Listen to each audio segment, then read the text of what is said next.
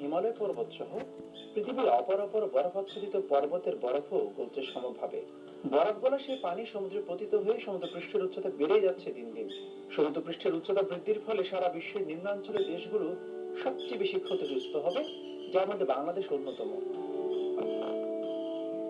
সমুদ্র পৃষ্ঠের উচ্চতা বৃদ্ধির সাথে সাথে উপকূলীয় অঞ্চলসমূহ অন্য যে কোনো সময়ের চেয়ে বেশি ভাঙ্গনের হুমকির মুখে রয়েছে।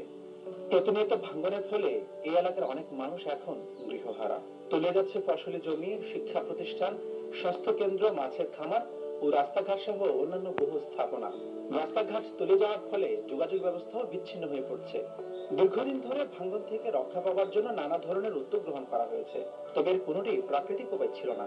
ভাঙ্গন প্রতিরোধে গতানুগতিক প্রকৌশল ব্যবস্থার মাধ্যমে বিভিন্ন ব্যবস্থা গ্রহণ, যেমন কংক্রিট ব্লক, বালির বস্তা, জিওটিউব ও মাটির বাঁধ নির্মাণ করা হলেও তা ক্ষণস্থায়ী।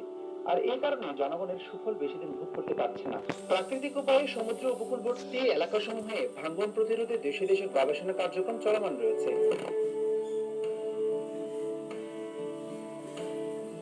উপকূলীয় এলাকায় বাঁধের ভাঙ্গন রোধে ঝিনুককে কাজে লাগিয়ে প্রাকৃতিক বেষ্টনী তৈরি করা সম্ভব। এই ঝিনুক স্থানীয়ভাবে কস্তুরা নামে পরিচিত। সমুদ্র পৃষ্ঠের উচ্চতা বৃদ্ধির আগে কস্তুরার বাঁধ বৃদ্ধি পায়।